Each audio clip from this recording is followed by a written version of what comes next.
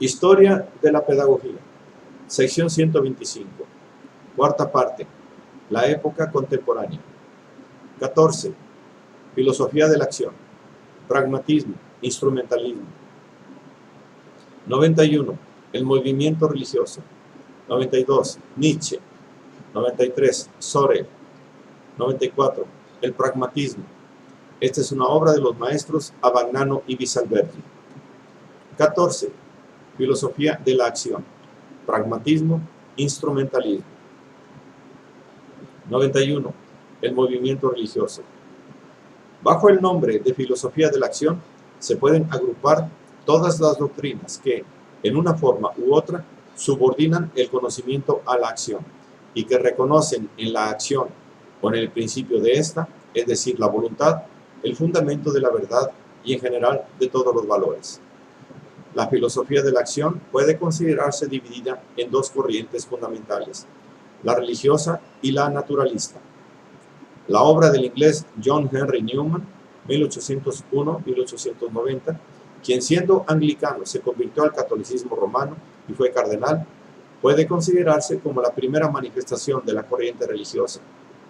En su gramática del asentimiento, 1870-1871, que pretende ser una apología del cristianismo, Neumann sostiene la tesis que caracterizará a toda la filosofía de la acción de que el asentimiento no es un acto lógico, sino más bien un acto moral, que depende del deseo y de la voluntad.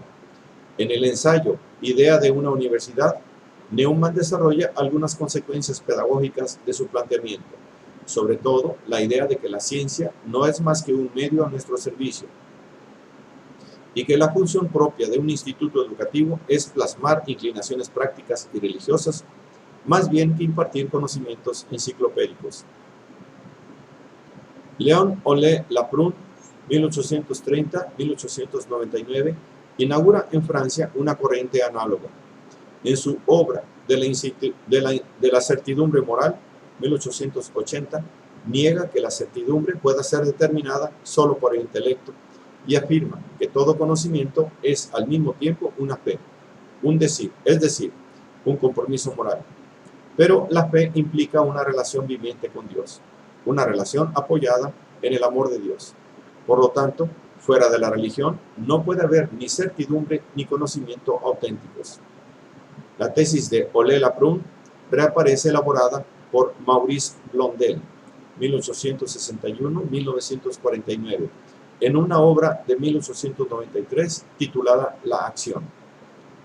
Solo la acción revela la totalidad de la naturaleza humana y expresa no solo lo que el hombre es, sino lo que debe ser y lo que debe alcanzar para compensar su deficiencia de ser finito. Pero la realidad que el hombre produce mediante la acción no satisface jamás plenamente sus aspiraciones. Por lo tanto, de cada realización, la voluntad renace insatisfecha para salir en busca de una satisfacción más completa. La vida familiar y social, la cultura y los valores espirituales representan formas de satisfacción parciales y provisionales, porque la voluntad tiende al finito y no se satisface en sus realizaciones finitas por elevadas que sean. Pero si la voluntad tiende al infinito, su satisfacción no depende solo de ella misma, sino también y sobre todo de lo sobrenatural, es decir, de Dios. Solo la intervención sobrenatural, la gracia de Dios, puede sustraer la voluntad a su insatisfacción. Se concluye de ahí que lo sobrenatural no llega al hombre desde fuera, sino que responde a una exigencia intrínseca de la naturaleza humana. Este es el llamado método de la inmanencia, mediante el cual Blondel pretende justificar la verdad del cristianismo. Pero el hecho de que lo sobrenatural sea en cierto modo inmanente al hombre no niega que sea trascendente. Es decir, la exigencia de lo sobrenatural es inmanente, pero la satisfacción de esa exigencia es un don trascendental y divino.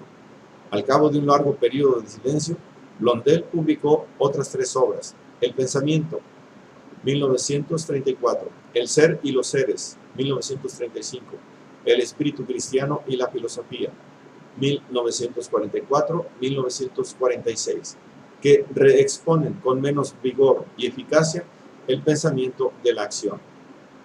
A Ole Laprun y a la primera acción se liga, en cierto modo, el llamado modernismo, una tentativa de reforma católica condenada por el Papa Pío X en la encíclica Pascendi del 8 de septiembre de 1907. El principal representante del modernismo fue el abate Lucien Labertonnière, 1860-1932, quien insistía sobre todo en la inmanencia de lo sobrenatural en la vida misma del hombre, en la medida en que esta vida es acción y sentimiento, más que conocimiento. En su teoría de la educación, 1901, sostenía un concepto de la pedagogía por el cual, como Lambruschini, justificaba la autoridad en cuanto ejerce una acción íntimamente liberadora. Alfred Loisy, 1857-1946, defendió el modernismo en el campo de los estudios bíblicos y Edouard Leroy, 1870-1954, discípulo de Bergson, fundió el modernismo y el bergsonismo, afirmando que solo es posible conocer a Dios en una experiencia inmanente, implícita en el ejercicio mismo de la vida. 92. Nietzsche. Si la obra de Nietzsche, por una parte, se enlaza con la filosofía de la acción, por la otra tiene conexión con varias corrientes y doctrinas, sobre todo con el evolucionismo darwiniano y con el historicismo relativista. Federico Nietzsche, 1844-1900, conoció un destino trágico. Al final de una vida inquieta y de extravío, vivió 10 años inmerso en una blanda locura. Sus obras más significativas son El origen de la tragedia, 1872, Humano, demasiado humano, 1879, Aurora, 1881, La Gaia Ciencia, Así hablaba Zaratustra, 1883, Más allá del bien y del mal, 1885, Genealogía de la moral, 1887, y póstumas, Ecce Homo y la voluntad de poder. Nietzsche acepta la diagnosis de Schopenhauer sobre el valor de la vida.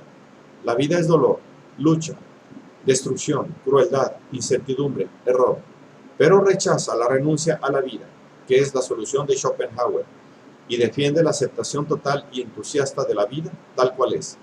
Dionisos es el símbolo de esta aceptación, que no es la resignación de quien ve en las adversidades de la vida las condiciones negativas de la perfección, de la moral, de la moralidad, etc., sino la afirmación orgiástica de la vida en la totalidad de su fuerza primitiva.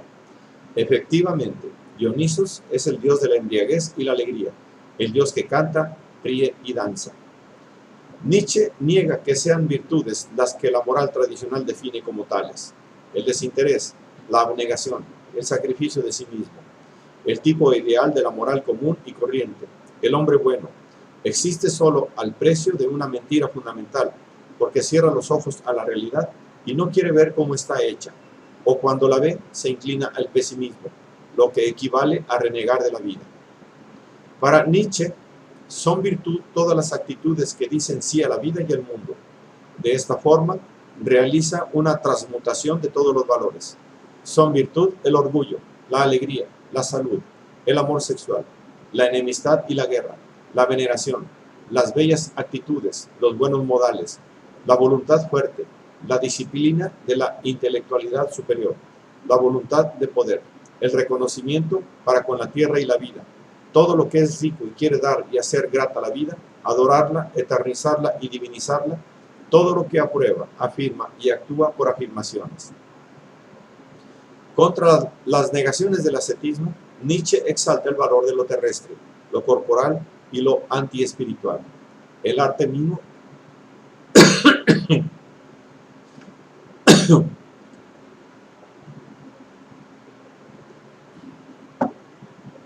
El arte mismo es un sentimiento de plenitud y fuerza, una manifestación del espíritu dionisíaco, a su juicio preferible a la serenidad apolínea. En su naturaleza irracional y caótica, el mundo mismo está dominado por la voluntad de aceptarse y afirmarse a sí mismo. En virtud de esta aceptación y afirmación de sí mismo, el devenir del mundo se cierra en un círculo y produce el eterno retorno. El eterno retorno es, pues, la expresión cósmica del espíritu dionisíaco, por el cual la vida se exalta y bendice a sí misma. La grandeza del hombre consiste en entregarse al eterno retorno, en no querer nada diverso de lo que es, ni en el futuro, ni en el pasado, ni en toda la eternidad. Este es el amor fati, que hace de la necesidad virtud y transforma la necesidad cósmica en acto de aceptación. El amor fati es la característica del superhombre, es decir, el filósofo del porvenir.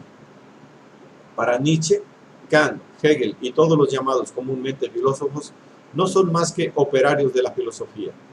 Los verdaderos filósofos serán legisladores y dominadores, conocerán la verdad total y cruel de la vida y del mundo, y por lo tanto podrán aceptar y amar de verdad la vida y el mundo.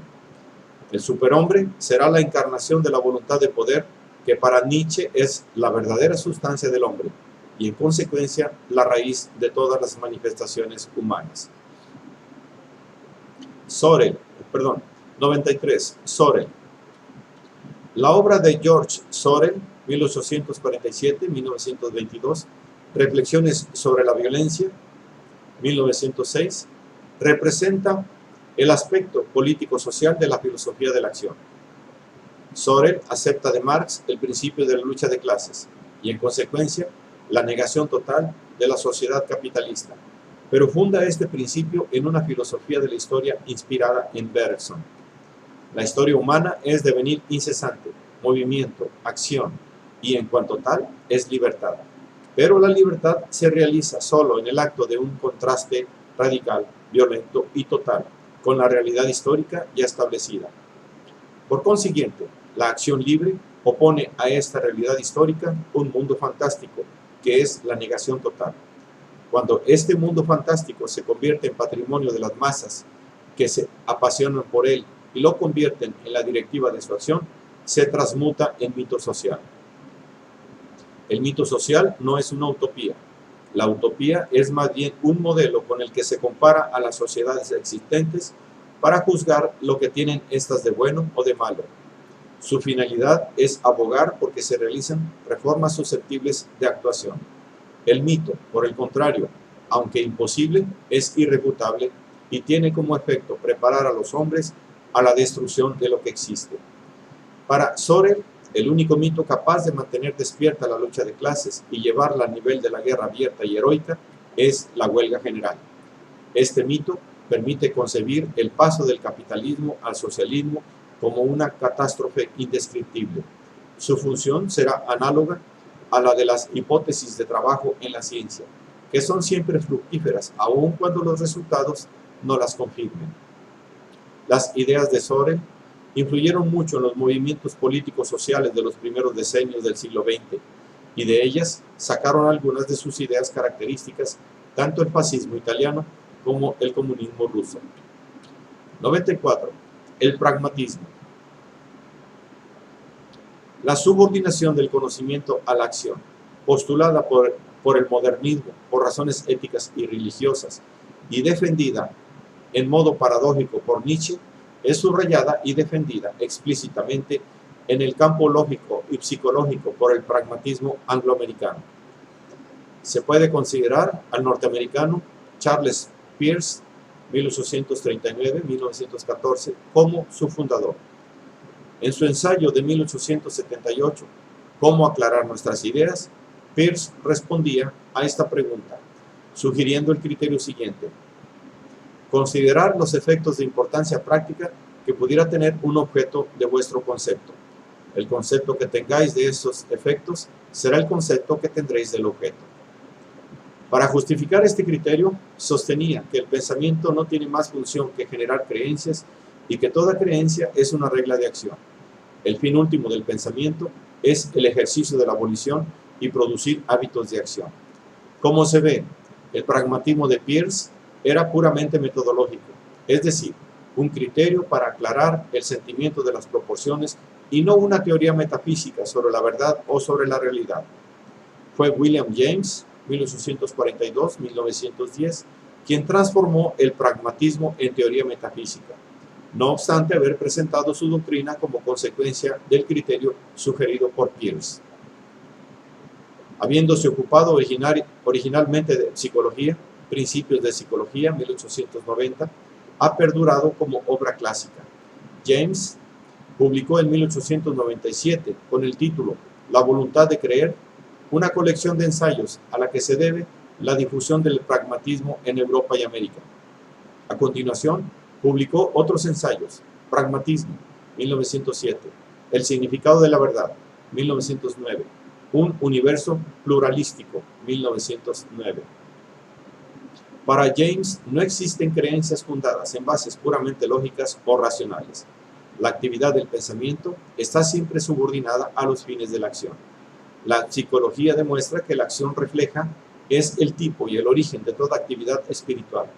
Ahora bien, la acción refleja está constituida por una excitación periférica de los sentidos, por un proceso central de canalización y transmisión de este estímulo, y por un movimiento provocado por este último.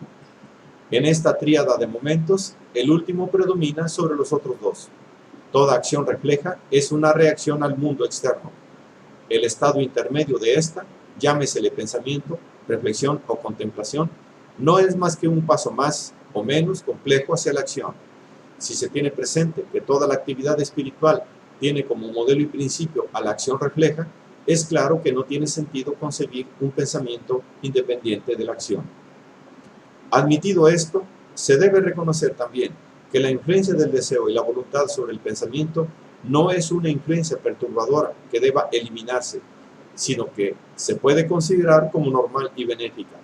Cuando la elección de una creencia no puede fundamentarse en bases racionales, porque no es posible evaluar con exactitud el pro y el contra, el hombre tiene no solo el derecho, sino el deber de elegir la que mejor responda a las exigencias de su vida práctica.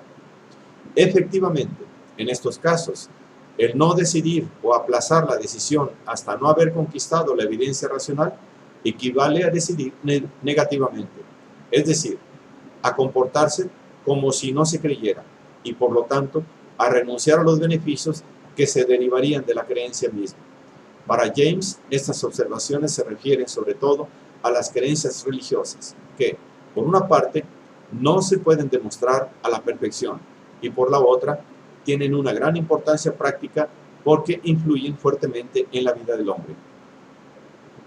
A esta categoría pertenecen la creencia en Dios, en la libertad y en la inmortalidad del alma. James repite, a su manera, la apuesta de Pascal. Hay que enfrentarse al riesgo de la fe y actuar como si se creyera. Renunciar a la fe, porque no está demostrada suficientemente, y quedar en espera de que lo sea, significa actuar como si no se creyera. Esto es, equivale de todas maneras a una elección y a una decisión, pero a una elección y una decisión de la alternativa contraria. Esta actitud negativa es tanto menos conveniente en cuanto muchas veces la aceptación de una creencia puede producir la verificación de la creencia misma. Así acontece sobre todo en las relaciones interhumanas. La simpatía, el amor, se conquistan creyendo en su posibilidad. Y todo organismo social, grande o pequeño, se funda en la confianza de que cada uno hará lo que debe y por lo tanto es una consecuencia de esa confianza. Lo mismo se aplica a la estructura moral del mundo. Por ejemplo, el que la vida sea digna de ser vivida depende únicamente de la fe, pues la vida es como la hacemos desde el punto de vista moral. Pero la fe solo puede encontrar su propia verificación en un mundo no dominado de un determinismo mecánico. Por lo tanto, James ha orientado su pragmatismo sobre todo hacia la defensa de una idea pluralística e indeterminista del mundo. El mundo es para él una totalidad de seres independientes que guardan entre sí una relación de acción y reacción, pero que no están sujetos a un designio total. La unidad del mundo es una unidad tendencial más que un orden riguroso y, en consecuencia, no excluye el comportamiento libre de los individuos que lo componen ni la posibilidad de que puedan influir decisivamente sobre la suerte de la totalidad misma. La enorme influencia ejercida por James sobre la educación norteamericana se debe sobre todo a su psicología, que considera el organismo físico y psíquico en modo unitario y funcional. En 1875, Poco antes de que Wilhelm Wundt tomase una iniciativa análoga en Leipzig, James fundó en la Universidad de Harvard un laboratorio de psicología experimental en el que, a diferencia de Wundt, que estudiaba analíticamente procesos psíquicos particulares, se esforzaba por captar el carácter orgánico y finalista de las reacciones del comportamiento a los estímulos, evitando toda tentación mentalista y elaborando su famosa teoría somática de las emociones. No se tiembla porque se tiene miedo porque se tiembla. Veamos, pues, que James restringe el criterio pragmatista, propiamente dicho, al dominio de las creencias metafísicas, morales y religiosas. Ferdinand Schiller, 1864-1936, otro pragmatista, extiende el criterio pragmatista al conocimiento científico. Schiller identificó sin más, en todos los campos, lo verdadero con lo útil, señalando, como también la ciencia evalúa, la verdad de proposiciones por la utilidad que suponen para la ciencia misma o para el hombre. Humanismo, 1903. Estudios sobre el humanismo, 1907. Problemas de creencia, 1924, etc. Manifestación análoga al pragmatismo es, en Alemania, la filosofía del cómo sí, de Hans Weichinger, 1852-1933, para la que todo conocimiento es una ficción que se acepta o rechaza de acuerdo con su utilidad, pero que no tiene ninguna validez racional. Sin embargo, fue en el mundo anglosajón donde el pragmatismo ganó la mayor aceptación, hasta informar de sí amplios sectores de la cultura e incluso de la mentalidad común, de la que, por otra parte, representaba fielmente ciertas peculiaridades históricamente determinadas. En este mismo mundo anglosajón dio su fruto más original, representado por el llamado instrumentalismo de John Dewey, de quien nos ocuparemos en otro lugar, incluso porque no podría compararse estrictamente con los demás tipos de filosofía de la acción, considerados en este capítulo con la sola excepción del metodologismo de Peirce, pues en efecto, no hay en Dewey el menor rastro del voluntarismo más o menos declarado común a las corrientes religiosas de la filosofía de la acción, al pragmatismo de James y al humanismo de Schiller.